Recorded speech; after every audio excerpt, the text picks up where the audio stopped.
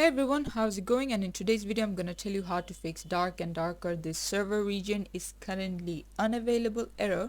So the first thing you need to check is your internet connection, like see if your internet is stable.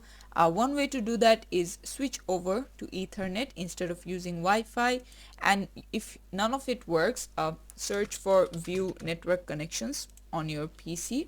Whichever one you're using, whether it be Wi-Fi or Ethernet, right click, head over to properties. As you can see, it says internet protocol version 4. Double click on this one, and then what you want to do is tap on this one, use the following DNS, and then type in 8.8.8.8 and then 8.8.4.4.